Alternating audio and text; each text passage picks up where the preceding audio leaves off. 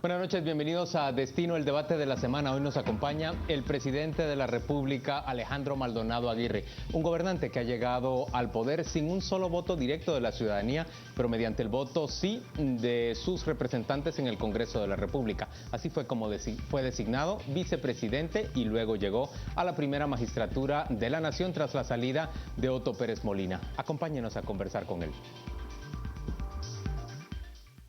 Alejandro Maldonado Aguirre intentó ser presidente en 1982 con el Partido Nacional Renovador.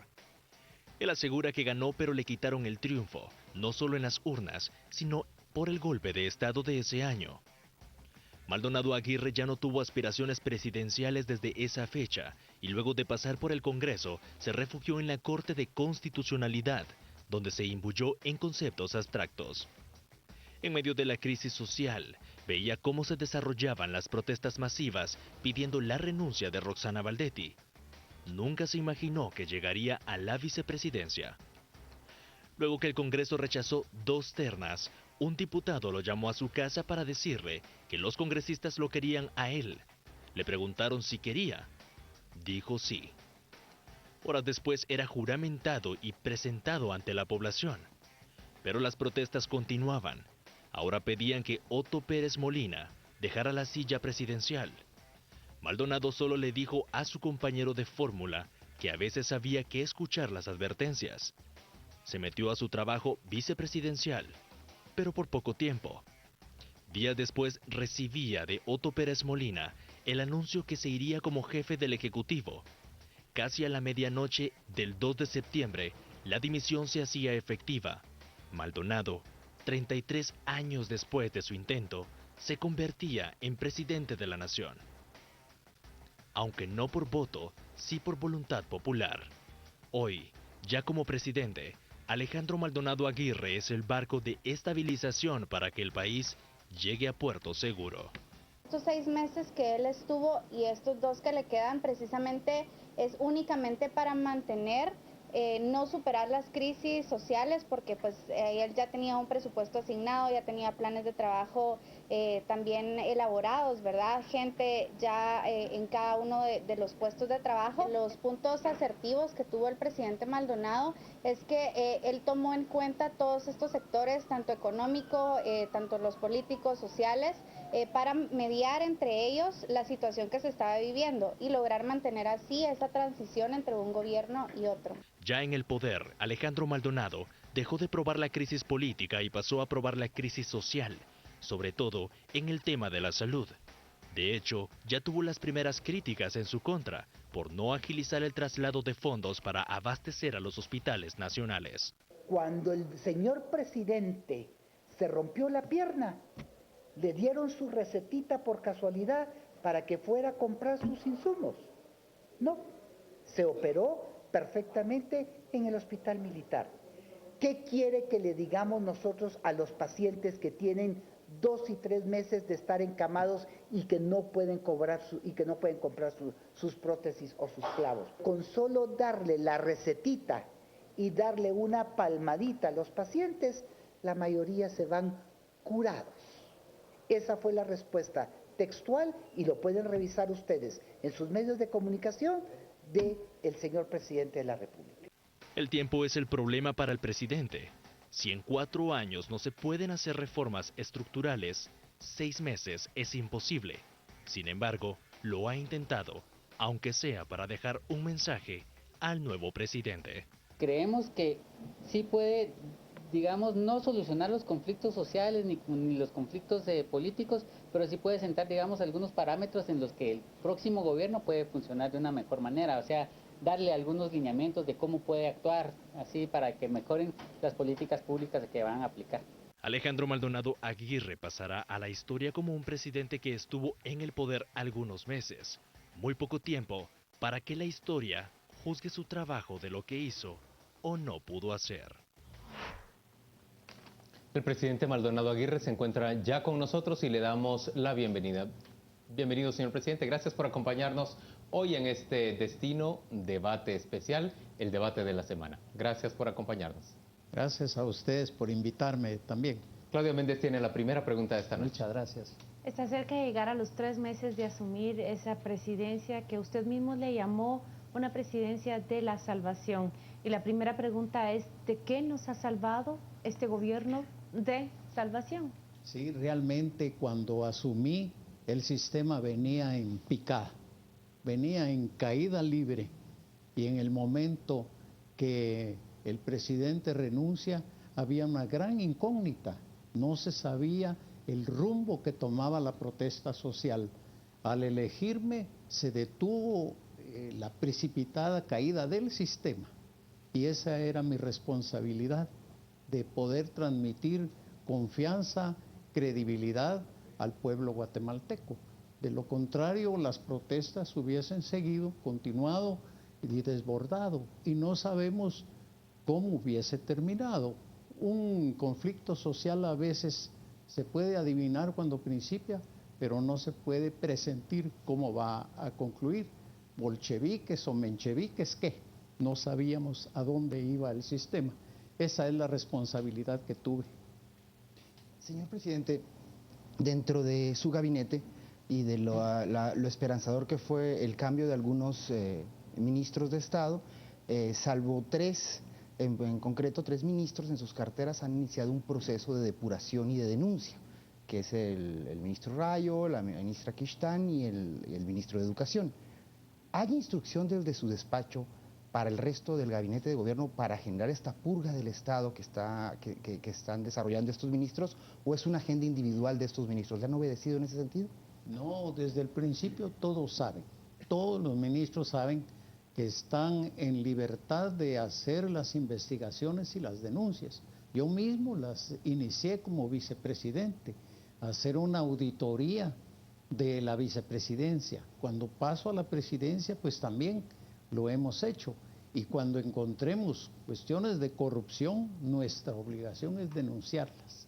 Lo que ocurre que hay formalismos. Por ejemplo, la Contraloría General de Cuentas, que la hemos llamado a fiscalizar, aún con las limitaciones que tiene de personal y de recursos, ha cumplido, pero ha hecho el examen superficial, llamemos, de puro formalismo del manejo de los recursos, que pueden estar bien hechos. La profundidad es la que aún no la hemos podido encontrar. Esto es complejo.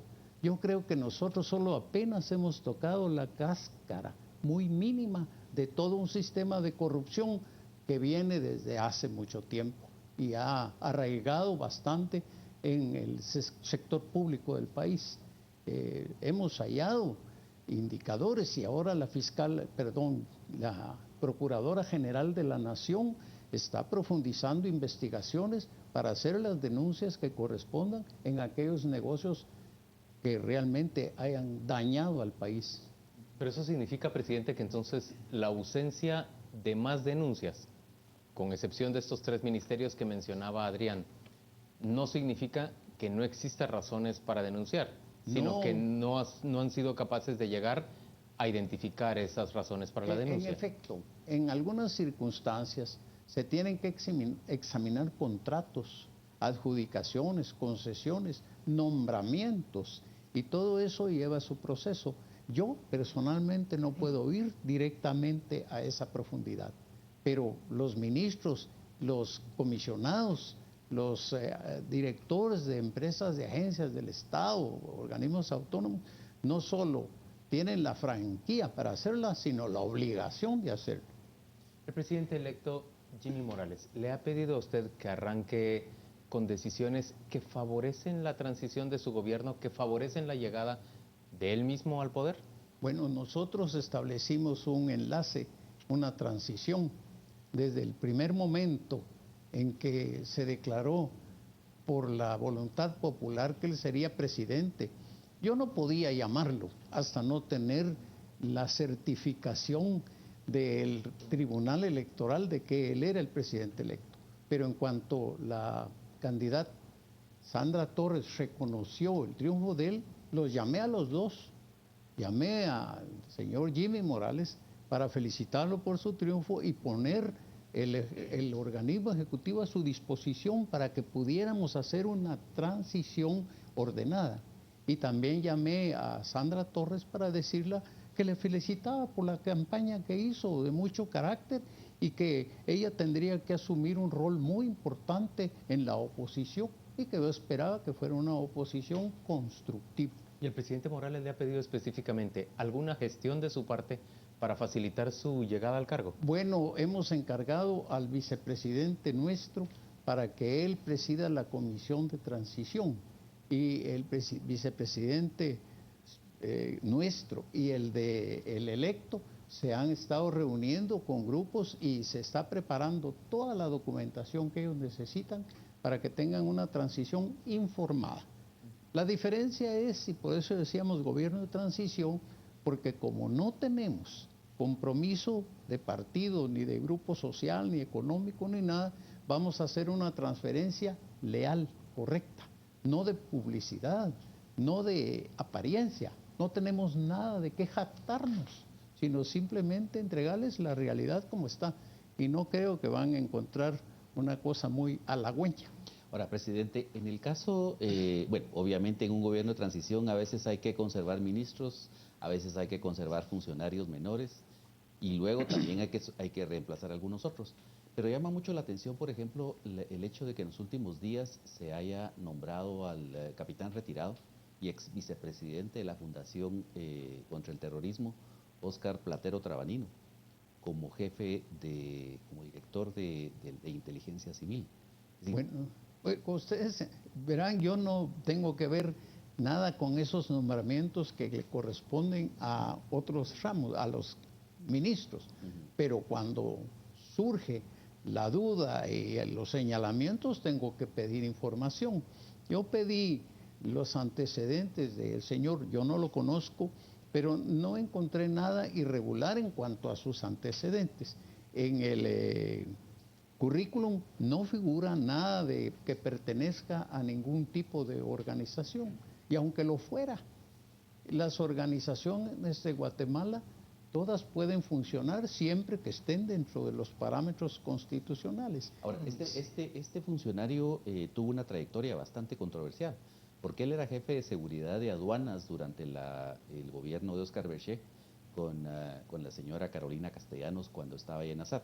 Carolina Roca. Sí, Carolina Roca. Entonces él se acuarteló en se resistió a ser destituido en esa oportunidad. Parece que tenía una serie de señalamientos. Luego, más recientemente, obviamente se le atribuye a él ser el cerebro de muchos de los comunicados que han atacado al comisionado de la CICIG, Iván Velázquez, y también al embajador Todd Robinson. Bueno, eso sería grave, pero realmente no sé si se le endilga a él como persona o al grupo al que perteneció, pero aún así no tengo ninguna evidencia sobre el asunto. Yo no lo conozco, no sé quién es ni qué perfil tiene, pero yo he sido tolerante, de manera como tengo en el gobierno gente que participó en la guerrilla y lo está haciendo bien su trabajo y con talento y con inteligencia y cumpliendo, pues espero que todos sean y que se despojen de cualquier tendencia política que tuviera algún carácter arbitrario o fanático, sino simplemente que cumplan. Él no creo que pueda incidir mucho en los temas de la alta política del Estado. Pero incluso con la capacidad de realizar vigilancias sobre buena parte de los guatemaltecos, que esa es parte de, que esa es parte de las ocupaciones de la Dirección de Inteligencia Civil. Realmente, ¿Le parece idóneo la persona para el cargo? Pues realmente ese tema de las escuchas, por lo menos el presidente no las tiene, el presidente de la República. No sé si él tendrá acceso a este sistema, pero en todo caso, escuchas son ilegales si no son autorizadas previamente por un juez. De suerte que si encontraran eso con rigor, tendría que reprimirse cualquier conducta de esa naturaleza. Pero lo que yo estimo es que a veces son anticipaciones prejuiciadas tal vez, pero lo que necesitaría es una evidencia.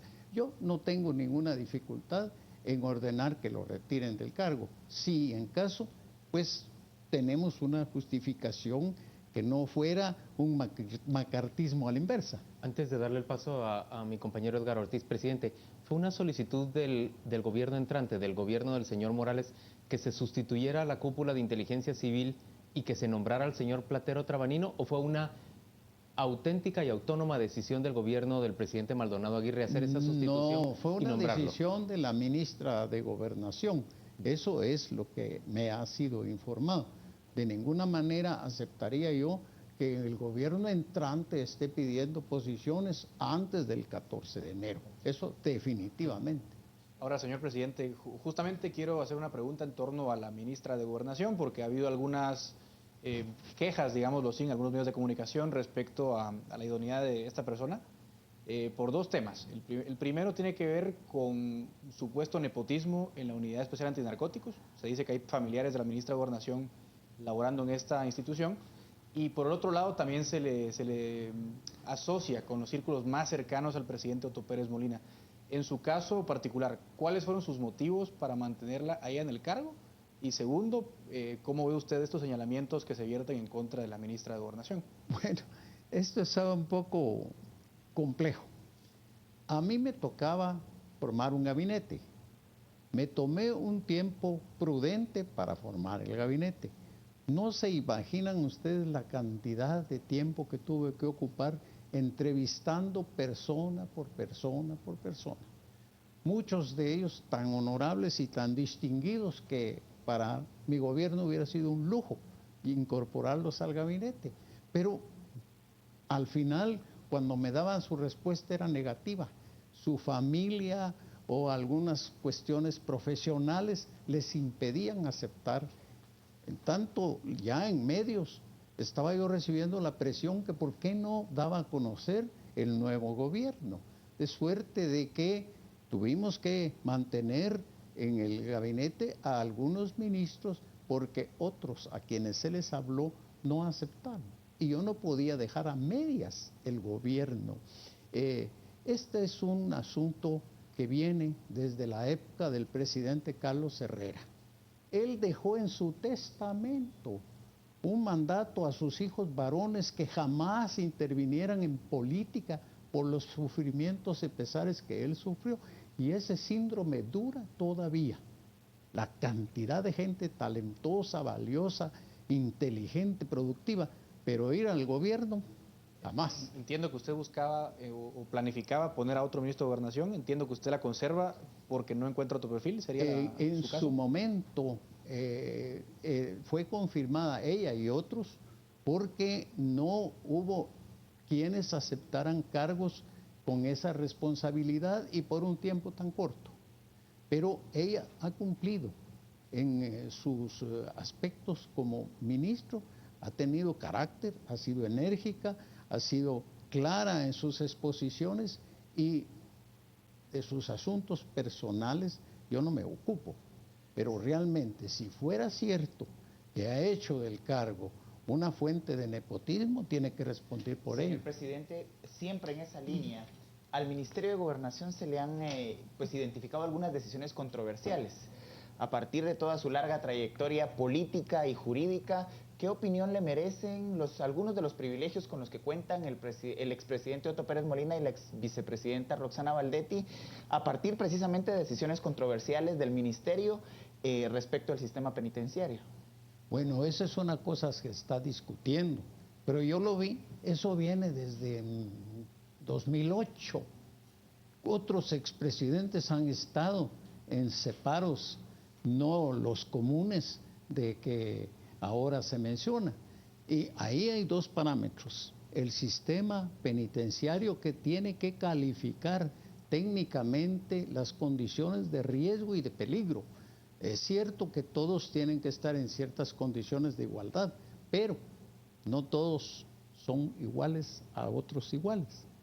Y si se expone a que a un preso por su condición lo linchen los compañeros, hay que tener cuidado. ¿Eso justifica tener acceso a, por ejemplo, un horno microondas o a tener acceso a algunos privilegios que le permitan tener reuniones adentro del sistema penitenciario? Esos detalles son cuestiones que hay que ventilar correctamente. Privilegios no se pueden dar si no lo disfrutan otros. Pero en las circunstancias que digo, ¿por qué unas personas están en un tipo de detención, en un tipo de cárcel? Porque todas son cárceles, todas privan de libertad. Pero si el juez acaba de dar órdenes que a delincuentes de alta peligrosidad los lleven ahora a la detención esa en Mariscal Zavala, ¿por qué el juez dictó esa disposición? Pues supongo que hay que confiar en la prudencia del tribunal. Yo no favorezco ningún tipo de privilegio y quiero decir algo. Creo que era de aprobar que la cárcel saliera del cuartel de Matamoros, que así se llama, porque esa es la guardia presidencial.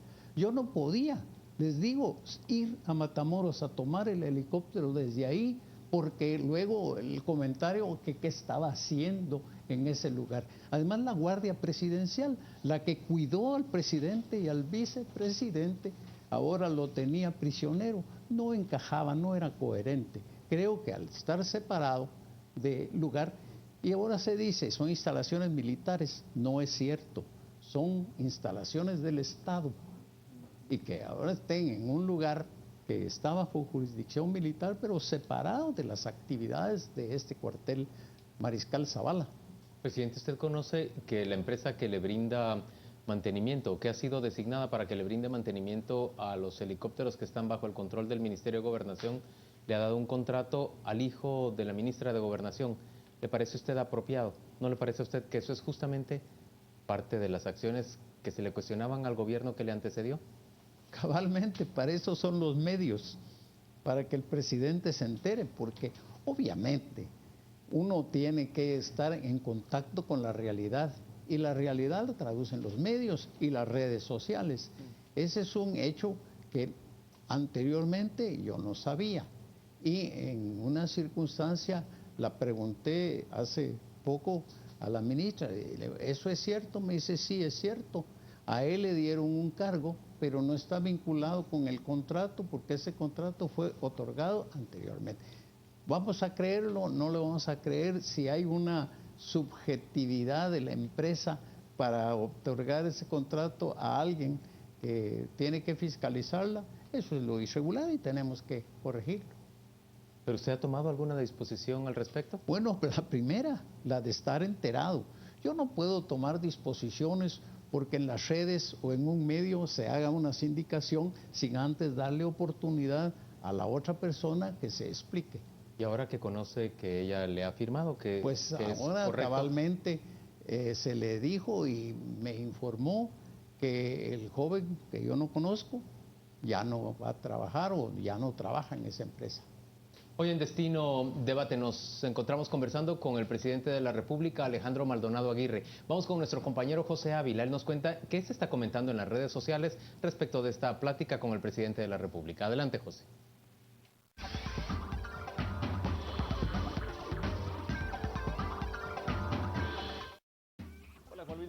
Muy buena noche para todos mis compañeros en el estudio central. En efecto, han surgido bastantes reacciones por parte de los televidentes luego que mi compañero Ortiz le preguntara al señor Alejandro Maldonado sobre la destitución o no destitución de la ministra de Gobernación, Eunice Mendizábal. Pasamos a las redes y la primera pregunta es de Brenda Castillo, que nos dice: presidente, usted está haciendo un buen trabajo, solo una recomendación: cambios ya en el Ministerio de Gobernación. Nos vamos con Iván en Twitter, que nos dice cómo es su relación con el expresidente y cómo va en el proceso de abastecimiento de los hospitales. Pasamos con Chalana, que nos comenta por qué no ha destituido a la ministra de Cultura y Deportes. No llega a trabajar y no tiene finiquitos. Poet nos dice, ya acordó con el gobierno entrante el proyecto con las familias del Cambrai. Su salida podría enviarlos al olvido. Pasamos con más comentarios. Open Your Mind dice: ¿qué piensa, señor presidente, sobre la injerencia y el dominio gringo detrás de las cámaras del país? Francisco Ramírez nos dice: ¿Mariscal Zavala es un proyecto o es una manipulación de Otto Pérez Molina con la ministra de Gobernación en sus privilegios? Es una pregunta que nos pregunta, bueno, en valga redundancia, Francisco. Nos dice acá otro usuario: decepcionada que permitió una cárcel VIP. No ha hecho nada por la crisis de salud, ¿qué pasó con el platero? Es lo que nos pregunta Javier Boche, nos comenta, ¿por qué no ha destituido a Eunice Mendizábal? ¿Qué le dejaron las marchas del pueblo? No se ve cambios drásticos. Pasamos con más información. Pepe Wolf, de igual manera, nos pregunta por qué no se ha destituido a la ministra de Gobernación. Pasamos con comentarios en Twitter. Agrousac nos dice: el señor presidente, ¿por qué no ha intervenido en el Ministerio de Gobernación? Y pone al final Eunice Mendizábal haciéndose una interrogante. Y por último, tenemos otros dos comentarios. Mike Aldana nos dice: ¿por qué no ha destituido a la ministra Mendizábal? Parte del gobierno de Otto Pérez Molina y de Valdetti. Por último, Sergio en Twitter nos comenta: señor presidente, ¿qué está haciendo por la gente que no tiene apoyo en hospitales? Llevamos meses en lo mismo. Estos son los comentarios que están en las redes sociales, Juan Luis. Los invitamos a ustedes a participar con la etiqueta Destino Presidente. Recuerde, envíanos sus comentarios para poder leerlos al aire. Con esto regreso, Juan Luis, al estudio principal. Antes de ir a la pausa comercial, una pregunta para el presidente de la República, la más repetitiva entre nuestros televidentes. ¿Piensa usted destituir a la ministra de Gobernación? Deme usted el candidato que la sustituya primero. Y le digo por qué. Porque cuando hablé a unas personas, al final no aceptaron el cargo por la brevedad del mismo. Ella sustituyó hace muy poco al ministro titular que todos conocíamos, que compareció tantas veces acá. Mi curiosidad es preguntar a quiénes les habló para que llegaran al Ministerio de Gobernación y quiénes fueron los que dijeron que no. Ahí sí realmente no quisiera comprometerlos, porque yo los invité a ir al despacho y ahí les planteé la conveniencia y que ellos me aceptaran el cargo. Al declinarlo, pues tengo que reservar, porque sus razones tenían. Y yo se las justifiqué en gran medida por la brevedad del término y porque era una cuestión que no había previsto. Yo entiendo que hasta un gobierno que tiene 3 meses para formar lleva sus dificultades y su destapa, y ahí sí que buenos personajes fueron abordados sobre eso, dos personajes que no me aceptaron. En Destino 2016 conversamos con el presidente de la República, Alejandro Maldonado Aguirre. Hacemos una pausa, volvemos dentro de muy poco.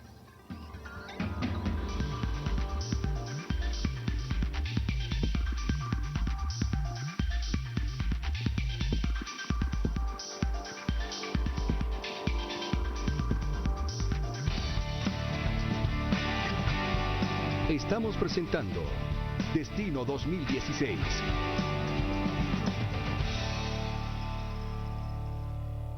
A las 10 p.m., el primer noticiero en el que las redes sociales son protagonistas. Un formato original y único que le da la posibilidad a usted, que está en su casa, de participar y analizar los temas de la coyuntura nacional con los mejores analistas de Guatemala.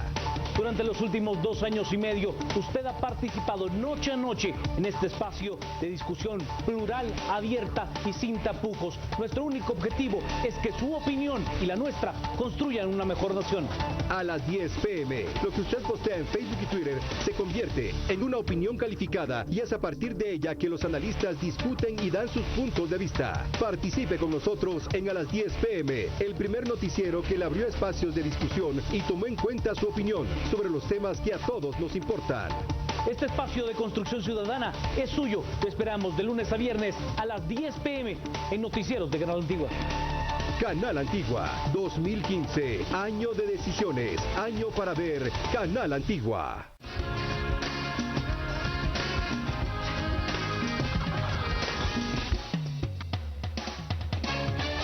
Lunes en Matutino Express, arranquemos la semana bailando y nos visita la agrupación guatemalteca La Catrina para presentarnos su nuevo video Paralízalo. Karen Álvarez, como siempre, con deliciosas recetas, nos viene a preparar canelones rellenos de champiñones. Para los amantes de la danza, no se pueden perder esta cápsula de Virgin, porque conocimos más acerca del club Split Dance Studio. Y moveremos el vientre con el club de danza árabe Sherezada, que nos vienen a compartir el nuevo show Fusion, que combina danzas latinas con orientales. Todo esto y mucho más, lunes iniciando la semana en Matutino Express.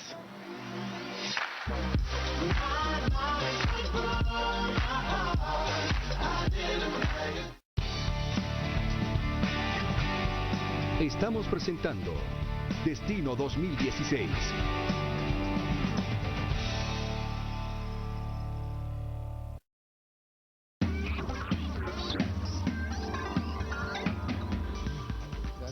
En Destino conversamos con el presidente de la República. Claudia Méndez tiene la siguiente pregunta para él. La información que recibimos es que el gobierno de Taiwán ha invitado a su señora esposa hacia ese país. ¿Es cierto o no? ¿Existen detalles que usted nos puede compartir? Sí, claro.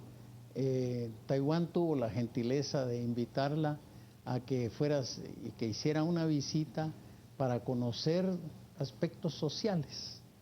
Y efectivamente lo hizo, vino muy bien informada y recibió muy buenas ofertas de cooperación. Ella, mi esposa, ha hecho 49 visitas a centros sociales, especialmente de adulto mayor y de niños. En todos los lugares ha dejado alguna ayuda, ha dado consuelo. Ahora se le ocurrió obsequiar televisores de 32 pulgadas Philips, porque cree que también los adultos mayores tengan un poco de recreación para las Navidades, y todo lo ha dado con muy buen sentido. ¿Y dónde obtiene los fondos para esos televisores? Bueno, ha tomado mis gastos de representación. Los suyos, los del presidente de la República. Sí, que el primero mes le di 115,000 quetzales, que fue lo que me pagaron. Casi le dio el sueldo entero, presidente. Todos los gastos de representación completos, y el segundo mes también ya se gastó casi todo y está esperando lo del mes en curso de noviembre. Pero ha hecho esas visitas y le ha ido bien, ha ido a Jutiapa, Quetzaltenango, a la Antigua, por todos lados, calladita, porque ella es muy renuente a la publicidad, pero adquirió muy buena experiencia en eso de Taiwán. Señor presidente, hablemos de ese viaje a Taiwán. ¿Quién sufragó los gastos de esa visita? El gobierno de Taiwán paga el pasaje, paga los gastos de alojamiento, las cosas, y ella pues los gastos menores, que no es una gran cosa. ¿Viajó ella con viáticos pagados por las AAS? Sí, así es. Así es. ¿Y la invitación no contemplaba los gastos que ella pagó con esos viáticos? Ah, bueno, pero hay que tomar en cuenta que también tiene que corresponder llevar una invitación a las personas, cosas personales. Disculpen, pero una primera dama de Guatemala no puede ir fachuda, tiene que ir con un traje, y no uno, sino como 3 o 4 a presentarse. Obviamente, si nosotros estamos cediendo nuestros recursos, ¿qué importancia puede tener eso? Es como cuando me comentaron el afichito ese que gastamos 880 quetzales para hacer un mensaje de solidaridad al caso de las víctimas del Cambrai. Y digo, ¿pero qué tipo? Eso, ¿cuánto vale una esquela en un periódico? Es más cara de lo que nosotros gastamos en los afichitos. ¿Compromete un viaje de este tipo la política exterior de Guatemala? No, de ninguna manera, jamás, jamás, porque todo el mundo ha viajado a Taiwán, porque las relaciones las mantenemos con Taiwán. ¿Contemplaría su gobierno, por ejemplo, las relaciones diplomáticas con China Popular, con Beijing? No, eso ya es una decisión de alto calado político que le concierne a toda la comunidad nacional. Esas cosas se examinan. ¿Cuánto tardó Estados Unidos establecer sus relaciones con Cuba? No es de la noche a la mañana. Señor presidente, justamente hablando de esto y de la precariedad en los recursos que tenemos en el país, que es algo delicado al margen de lo aparentemente insignificante que puede ser un gasto menor, pero es una situación delicada. Y en ese contexto, nuestro ente recaudador, la Superintendencia de Administración Tributaria, justamente el lugar donde se evidencia todo este proceso que desde abril empieza a generar todo lo que todos conocemos, y al día de hoy no se ha abordado, incluso con un matiz, ahí hay algunos señalamientos de que hasta de manera ilegal el nombramiento de los directores titulares en la SAT y el nombramiento del superintendente, cuando tenemos el problema de recaudación tan serio, tan enquistada la corrupción. Sin embargo, el gobierno no ha nombrado estos puestos claves que son tan importantes, ¿no? ¿Qué podemos esperar? ¿Se va a realizar o por qué no se ha hecho? Bueno, es que eso obedece a un procedimiento. El procedimiento incluso lleva a unas comisiones de postulación y en tanto eso no funcione, no se llega al nombramiento del directorio. Pero la situación es más de fondo, más profunda. Por eso fue que planteamos el encuentro entre los candidatos finalistas, el señor Jimmy Morales y la señora Sandra Torres, precisamente que se reunieran en el Palacio Nacional y firmaran un documento de compromiso para dos asuntos: la ley de servicio civil y una estructura nueva de la SAT, que la SAT sea un dique verdadero para recaudar los fondos, pero que sea invulnerable, que no tenga filtraciones. Eso lo hicimos acompañados con Fundesa en el entorno de NADE 15 y comparecieron al Palacio, inclusive a instancias mías, y me alegro mucho haberlo hecho, se dieron un abrazo. Eso significa que el partido triunfante y sus articulaciones políticas que tenga en el Congreso y el partido de oposición podrían ponerse de acuerdo en la estructura de una nueva SAT, pero una SAT verdaderamente invulnerable. Y eso es lo que no se ha llegado. Nombrar nuevas personas para que sigan con un mismo sistema no funciona. No había autonomía, porque el director de la SAT lo nombraba el presidente de la República. Entonces debemos entender que no se nombra para esperar al nuevo gobierno. Yo creo que no podemos nombrarlo porque no se ha formado una comisión postuladora que designe a los nuevos directores. No, pero ya se formó. Pero si aún así, yo creo que hay que dar pasos audaces para reformar la SAT. Así como hubo una presión social fuerte para la ley electoral y de partidos políticos, para la ley de compras, en estas circunstancias, con una SAT vulnerable no podemos trabajar los guatemaltecos. Tiene que ser verdaderamente una fortaleza de los recursos nacionales para que ahí puedan llegar, como digo, el espíritu de un dique que contenga todos los recursos que se reciben y no que tenga filtraciones como los ha tenido. Señor presidente, entendemos que no haya nombrado ministro de Gobernación por el hecho de que mucha gente no le iba a aceptar el cargo por la brevedad. Entendemos que no haya nombrado todavía superintendente de la SAT porque eso lleva a un proceso de postulación. Sin embargo, la gerencia del ICS no lleva y la presidencia del ICS no lleva ningún proceso de postulación. Y es un cargo que trasciende más allá de su periodo, la duración. ¿Por qué no ha sustituido usted al presidente del ICS? Porque la ley dispone que se le nombra para un periodo de 4 años.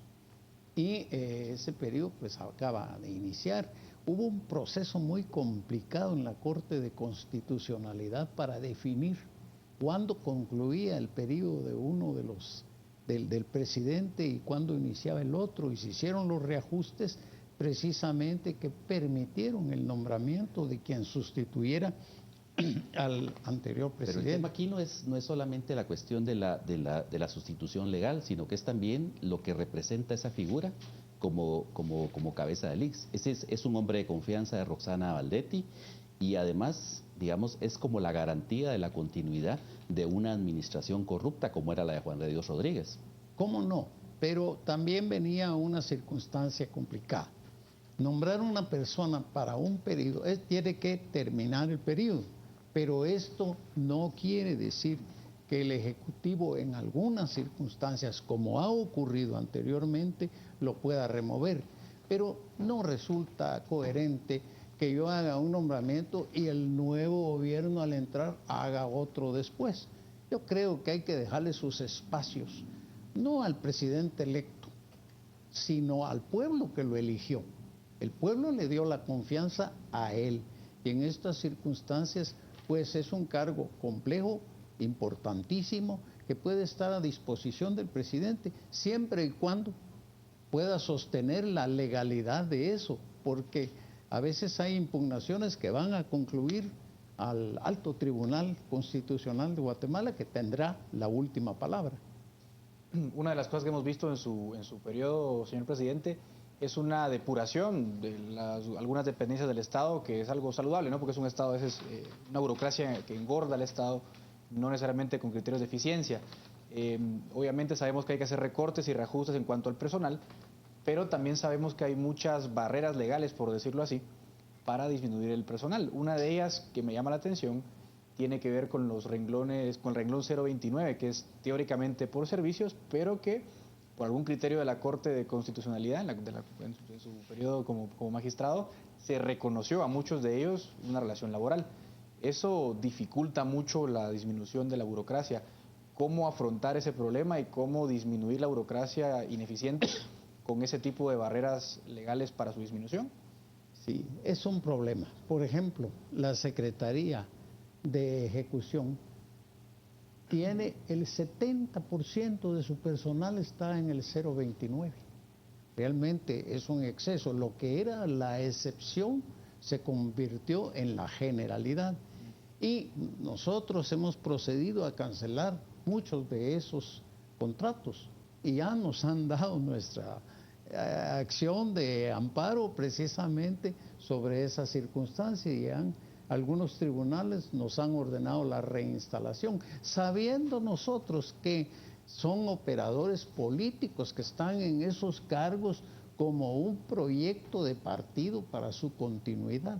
Pero la jurisprudencia de la Corte pues la tendrán que examinar. Ahora yo en ese tema veo el asunto desde otro ángulo.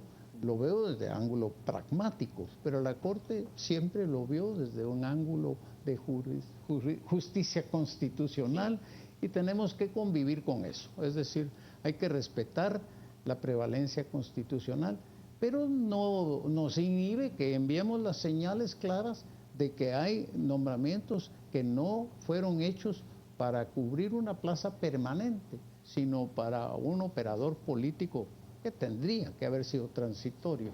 Señor presidente, ¿podríamos hablar un momento respecto de este evento que ha marcado mucho su periodo de gobierno, que fue precisamente el deslave en Cambrai 2? No solamente la intervención durante la crisis, sino ahora las decisiones posteriores han sido particularmente controversiales. Respecto de la comunidad cercana de este espacio que ha sido denominado Mi Querida Familia, que se están oponiendo al asentamiento de las familias o al reasentamiento de las familias en este espacio. Usted ha hecho pública la posibilidad de iniciar acciones por discriminación respecto de lo que ha venido sucediendo. Es que ¿nos puede contar? Actos de discriminación. Son actos de discriminación.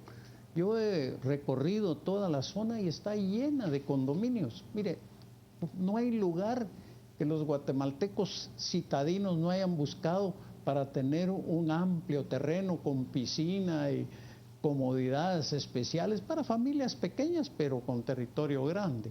Sin embargo, en cuanto se habló de un complejo habitacional con gente de condición económica no de la acostumbrada ahí, vino la reacción. Pero esa reacción es discriminación de clase, entonces.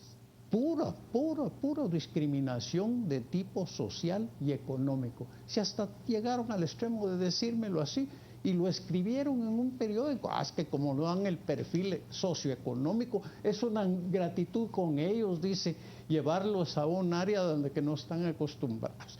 Eso es como el caso de los niñitos que van con celulares de lujo a las escuelitas.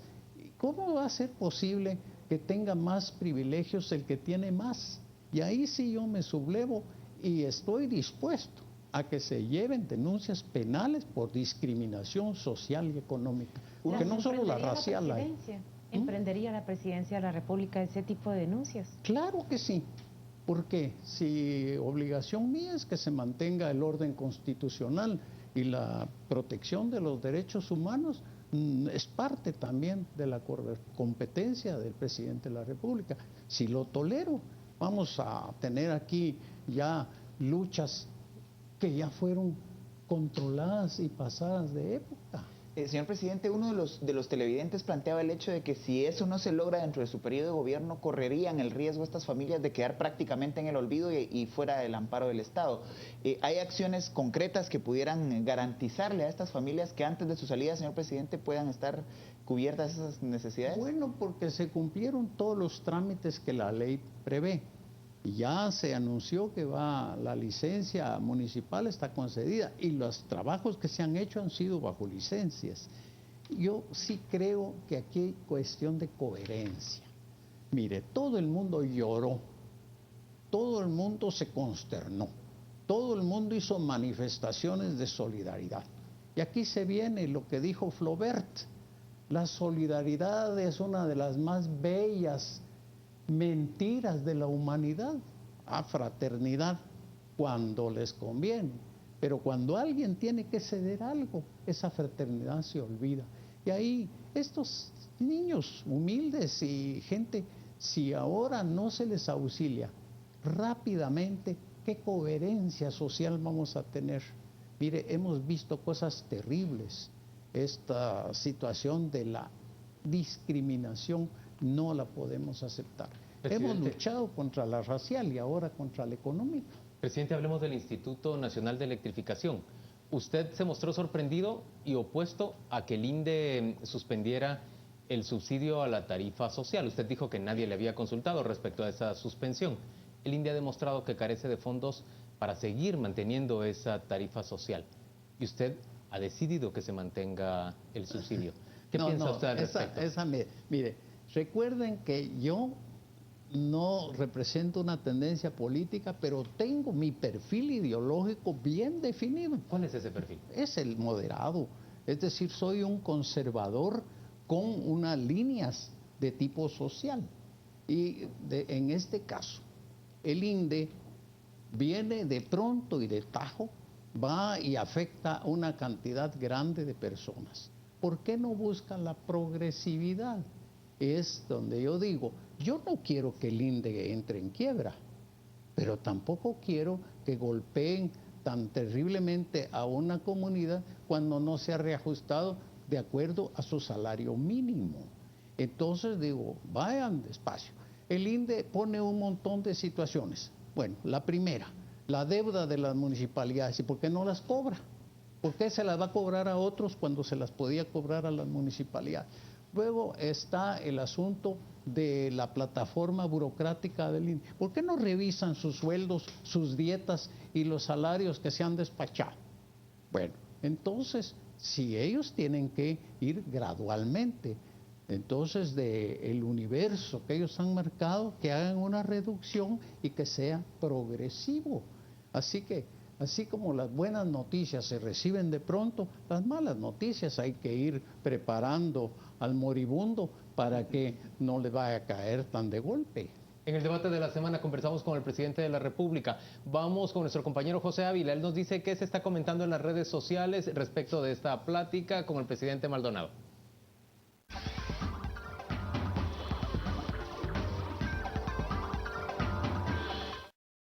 Gracias por el cambio, Juan Luis. En efecto, seguimos revisando las redes sociales. Les comentamos que ya somos trending topic en Twitter gracias a su participación.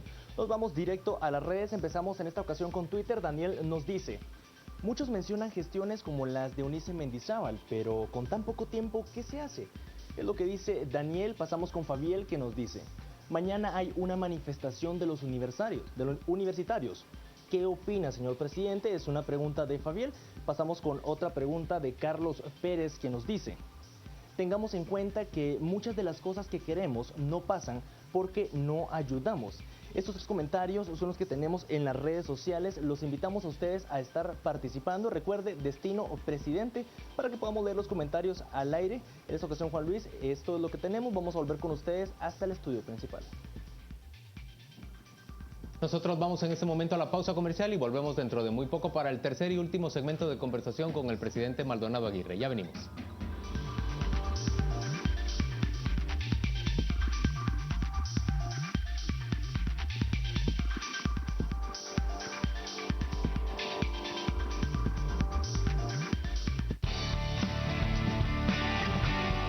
Estamos presentando Destino 2016.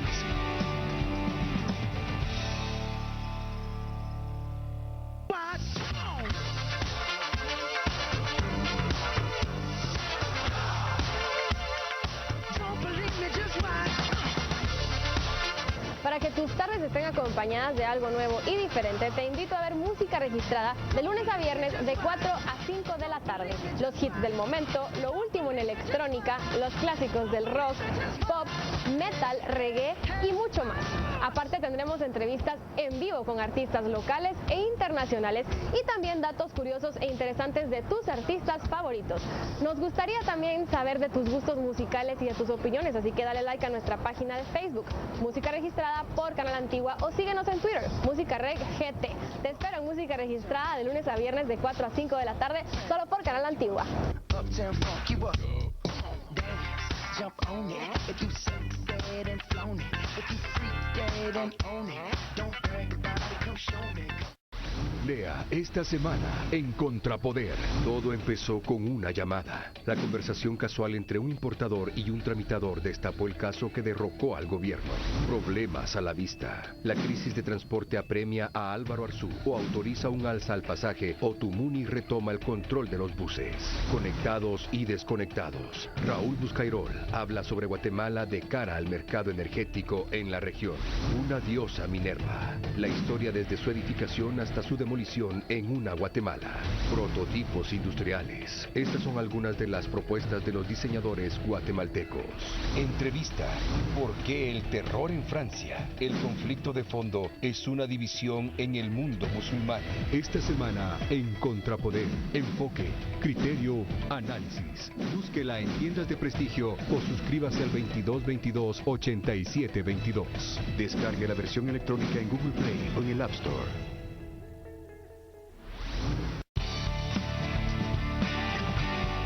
Estamos presentando Destino 2016.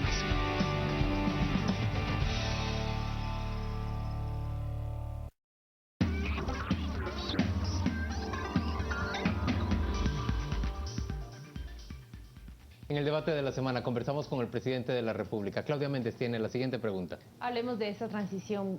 Si usted debiera recomendar a ministros para que continúen con su labor y para el siguiente gobierno, ¿a quiénes recomendaría en primer lugar? A ninguno. Realmente hay que dejar totalmente libre al presidente para que haga la selección. Y yo considero que tengo algunos buenos y mucha gente. ¿Quiénes son buenos? Bueno, ustedes saben quienes han estado cumpliendo bien su tarea y que entraron con mucho entusiasmo directamente a mi gobierno. Mencione, presidente. Bueno, un nombre. pero ahí uno o dos ustedes nombres. saben. No tengo preferencias, pero lo que sí quiero decirles es de que dije que, y se lo dije personalmente al electo, yo a usted no le voy a pedir nada. Me voy de acá y aquí está todo a su disposición con toda la lealtad, pero recomendación... Presidente, ¿y a usted le pidió algo el presidente saliente Otto Pérez? ¿Le pidió que conservara alguna persona en un cargo? Ninguno. Y quiero decir algo, ni él me ha buscado nada. No me ha mandado un solo mensajito, ni yo tampoco lo he buscado. Es decir, perfectos desconocidos uno y otro.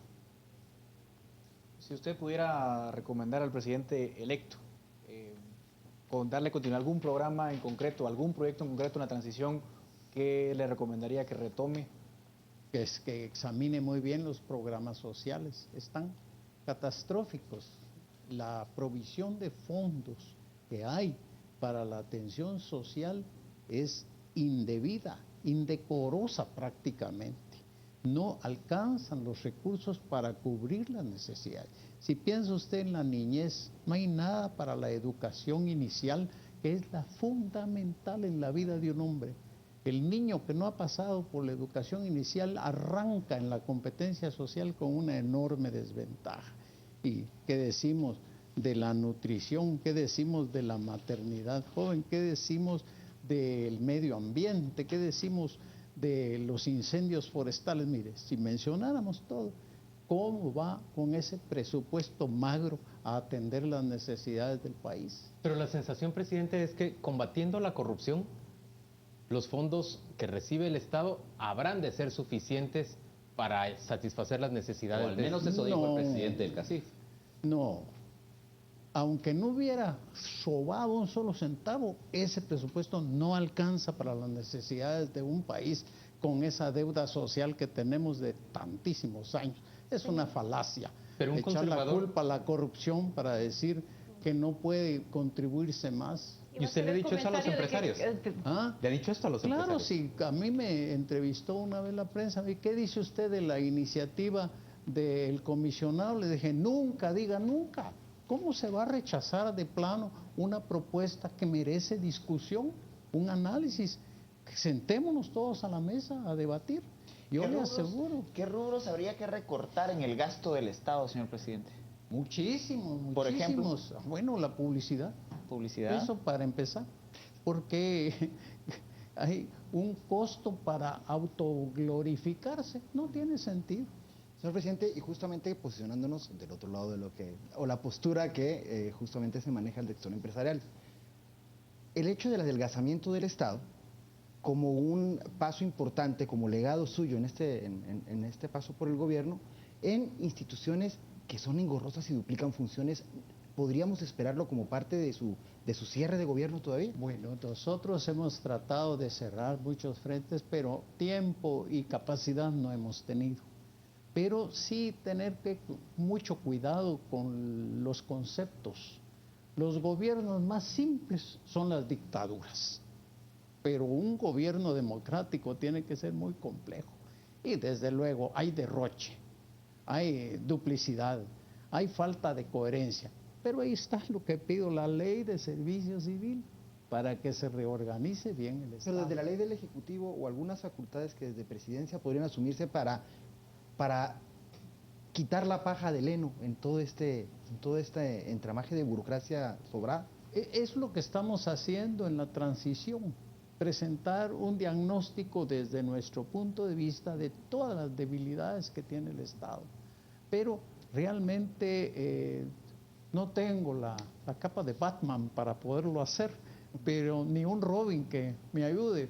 Pero el vicepresidente y yo estamos haciendo nuestro modesto trabajo. Tengo un gran vicepresidente que eso me ayuda bastante, pero juntos estamos en lo de la transición. Presidente, en el caso de la ejecución presupuestaria, lo que se ve es que se está acumulando una gran presa que se va a crecer y el gobierno próximo va a heredar una enorme deuda flotante. Sí, y mucha parte de esta deuda está constituida por contratos para los cuales ya existe el cupo presupuestario y me dicen hay la disponibilidad para pagar. Sí, ¿por qué no se ha hecho esto? Bueno, disponibilidad para pagar ahora, sí, pues realmente no tenemos. Contratos ya vencidos que tienen el cupo presupuestario, que ya están ejecutados. Eso es un tema técnico y yo sí le digo claramente que no lo he oído desde ese perfil, pero no creo que sea mucho.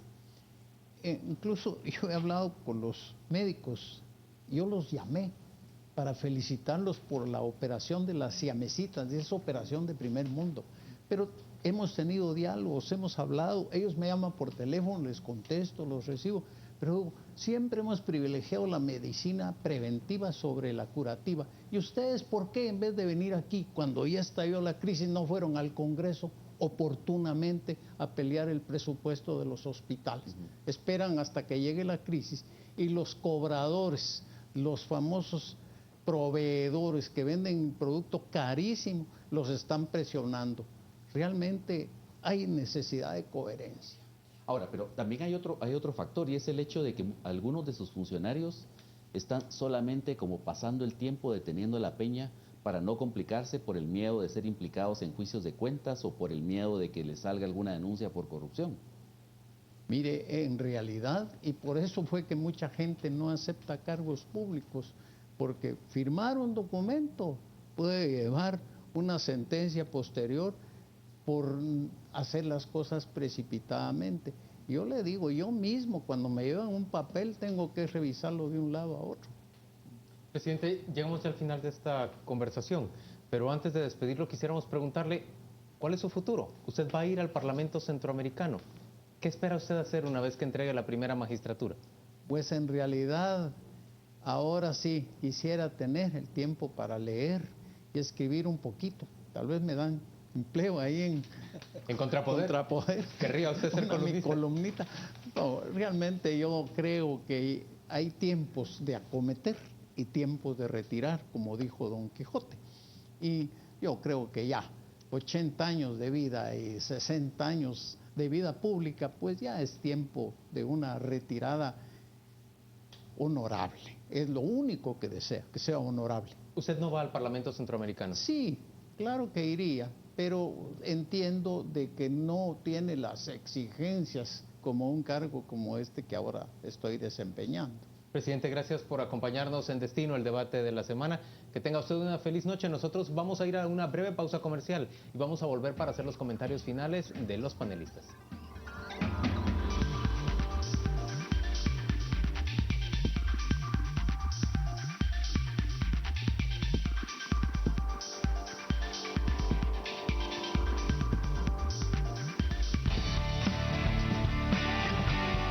Estamos presentando Destino 2016.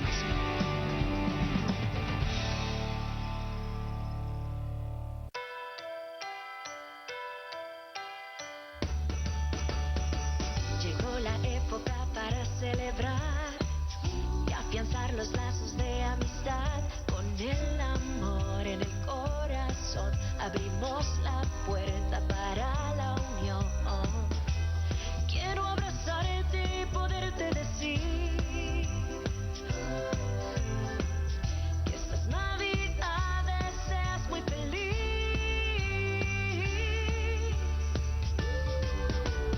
Navidad es Navidad, es el tiempo de celebrar. Ven, te invito a que compartas conmigo un abrazo que llegue al infinito, porque es Navidad, es Navidad. Llegó la hora de celebrar con tu familia y los buenos amigos. Canal Antigua lo celebra contigo. Está por acabar un año más y viene otro con más prosperidad. Nuestra familia te desea amor y un feliz año nuevo de corazón. Canal Antigua te quiere decir que estas navidades seas muy feliz. Navidad es Navidad, llegó la hora de celebrar con tu familia y los buenos amigos. Canal Antigua lo celebra contigo, porque es Navidad. Porque es Navidad, es Navidad. Es Navidad. Canal Antigua es uno de los canales más vistos, según la empresa especializada Cantar y Bope Media. Noticias a las 7 a.m. es el primero en la preferencia de los guatemaltecos. Noticias a las 7 p.m. es uno de los 3 noticieros más vistos en su horario. A las 8:45 es el noticiero en cable más visto del país. Noticias a las 10 p.m. es el programa que ustedes eligen entre los que se emiten por canales de cable. Y Destino 2016, el programa de análisis que usted ha elegido los domingos. Canal Antigua, el canal que los guatemaltecos prefieren cuando buscan información de calidad. 2015, año de decisiones, año para ver Canal Antigua. Levántate y celebra un nuevo día.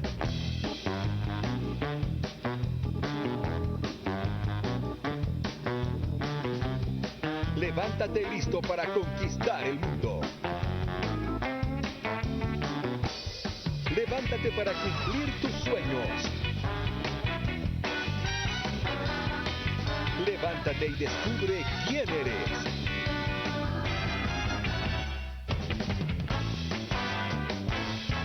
Matutino Express, tu mejor compañía. compañía para arrancar cada mañana.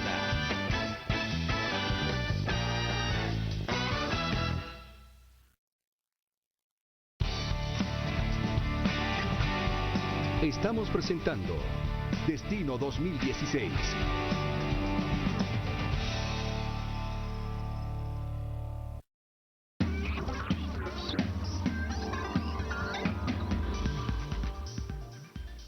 En el debate de la semana comentamos ahora a los panelistas a qué conclusión llegamos después de conversar con el presidente de la República, Alejandro Maldonado Aguirre. Arranca Cristian Castillo en estas conclusiones. Bueno, en primer lugar, llama la atención un actor político con una trayectoria de ya muchas décadas y que logra llegar a al mayor puesto al que en alguna medida inclusive compitió electoralmente, se mantiene vigente y le tocó administrar el Estado en un momento de crisis, tal vez uno de las crisis más profundas de la transición democrática. Dos cosas que me llaman poderosamente la atención. La primera, ese mensaje que le lanza el presidente electo, de que se puede reducir en costos del Estado por la vía de la propaganda, digamos, de los gastos en publicidad. Eso me parece que será un reto para un presidente que viene de esa tradición y veremos cuál va a ser la decisión que toma el presidente Morales. El otro elemento que creo vale la pena resaltar tiene que ver con el poder ilumina a los conservadores, y lo discutíamos antes de entrar al aire. Pero me parece que hay ahí unos lineamientos interesantes sociales con visión de desarrollo social, a partir de que él reconoce que desde su posición conservadora se pueden impulsar pues inversiones del Estado que puedan mejorar las condiciones de vida de la población. Yo creo que es importante señalar el hecho de que, a pesar de la trayectoria de derechas del presidente, es decir, él es muy consciente de la debilidad del Estado. Es decir, no está en esa tendencia nueva de la derecha de tratar de debilitar, de tratar de reducir el Estado a su mínima expresión, nada más que para dirigir el tráfico, sino que él reconoce que tiene una función social, pues obviamente se definió como conservador y como bueno, no lo dijo pues, pero como consciente de las grandes deficiencias sociales. Luego, por otra parte, lo que es interesante en el caso del presidente es, pues en primer lugar, su disposición a no evitar las preguntas controversiales, ¿no?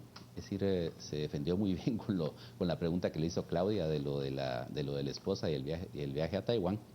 Pero por otra parte sí siento yo que hay unas grandes debilidades, y es en el hecho de que a pesar de que es un gobierno con un mandato tácito de limpiar, de barrer toda la basura que dejó el anterior gobierno en lo que se pueda, es decir, ha mantenido a gente muy controversial en cargos delicados.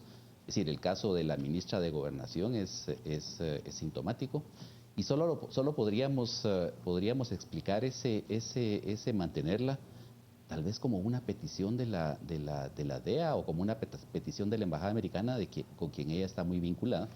Y luego, por otra parte, lo que llama la atención también es pues digamos, el deseo de mantener al actual presidente del ICS, quien sabemos que es vinculado con la vicepresidenta Roxana Valdetti. Y obviamente una gestión de ese tipo con una persona así, pues no va a permitir que se profundice en la limpieza del ICS.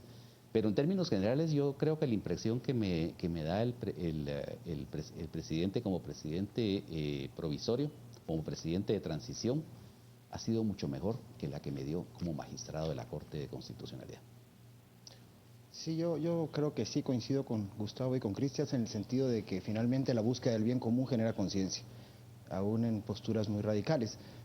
Sin embargo, al margen de la trayectoria y de este despertar en el seno del presidente Maldonado, que a pesar de que lo reivindica como algo de su línea de pensamiento, se da ahora al ejercer función pública desde la más alta magistratura, me preocupan varias cuestiones. Primero, porque en lo personal siento que sí se desperdició una oportunidad de empezar a generar o a poner los primeros tabiques para sacar al país de ciertas cuestiones desde la institucionalidad. Creo que se desperdicia esa oportunidad, creo que hay un problema en el manejo, no veo cómo no puedas tener un grado mayor de control desde la presidencia de sus ministros, el hecho de decir de que eso no me corresponde a mí. Creo que el gabinete debe reunirse y debe seguir, si bien es cierto, delegando competencias y responsabilidades en los responsables de cada cartera, sí tiene que haber un grado de control desde la presidencia.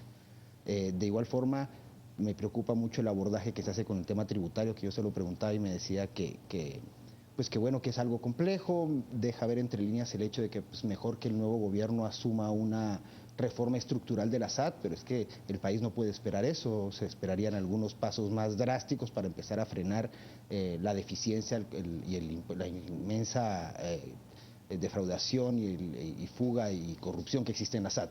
Entonces eso me deja un mal sabor de boca. Creo también que es muy delicado el hecho de no abordar temas concretos en cuanto a lo que él le interesaría en este tiempo que él ejerció la presidencia trasladar para el nuevo gobierno. Si bien es cierto, no fue un gobierno que él dirigió desde el primer año, pero yo entendería que la transición debe trascender a una simple información de cuestiones de recursos humanos, de recursos financieras. No, creo que el tema de la transición tendría que abarcarse desde algunos programas, proyectos o políticas que deben trascender en el tiempo para empezar a sacar al país de donde está. Y entiendo que ya sea por no mancharse con la gestión anterior o por desconocimiento sobre qué se hizo, eso se está quedando en el tintero y es un desperdicio también de una oportunidad, a mi juicio, desde este gobierno de la salvación, ¿no? Bueno, yo saco un balance positivo en general de todo lo que escuché del presidente. Lógicamente hay que entenderlo en su contexto y hay que tener a cada persona en su perfil. El perfil de él es prudente, moderado, sereno, pero yo creo que eso es muy positivo en torno a una función del presidente, que es mantener la unidad nacional. Eso yo creo que es muy positivo y es parte del perfil suyo. Algo que no es parte de su perfil es ser más contundente, más determinante, quizás más abierto a mojarse, ¿no? A tomar decisiones quizás más controversiales, más polémicas. Por su perfil él no lo va a hacer, entonces entiendo que a muchos no nos guste o no les guste su reticencia a ser más directo en cuanto a algunas destituciones o algunos nombramientos que quizás quisiéramos que fueran diferentes. Pero yo no lo veo como algo necesariamente negativo, sino como parte del balance en una personalidad de ese tipo, ¿no? Luego, en su concepción del Estado, me parece algo muy rescatable, porque no estábamos acostumbrados quizás a tener un presidente que tenga una visión tan global del Estado, que entienda su funcionamiento. Yo creo que eso es muy importante, sobre todo porque él va a manejar por primera vez en la historia probablemente una transición ordenada. Yo creo que esas van a ser las virtudes. Tiene muchas cosas por ahí que quizás podamos discutir, todas relacionadas a su carácter. Él no va a ser obviamente alguien que se quiera mojar, él está dejando una presidencia en 3 meses, no querrá dejar tampoco una imagen demasiado abierta a la crítica, sino que esa misma prudencia y serenidad que él muestra lo llevan a ser un presidente de ese perfil. Por último, yo destaco una idea muy importante que él da, no es por jalar agua a mi molino, pero es un tema que hemos discutido mucho en este espacio, que tiene que ver con profesionalizar la burocracia. Yo creo que es una idea central que él transmite, que él comunica y que el próximo gobierno debe tomar como suya. A mí también coincido mucho con las conclusiones de Edgar y considero que ser un presidente de un carácter conservador, de un carácter sereno, que es lo que él transmite, y de hecho lo dice claramente cuál es el gran logro del gobierno de la salvación, y dice: todo esto venía en picada, yo vengo y le doy tranquilidad, yo vengo y me convierto en una persona en que le da serenidad a esa población que estaba airada y que quería a los gobernantes del gobierno pasado fuera. Creo que mucho de eso tiene que ver con este carácter que describe Edgar.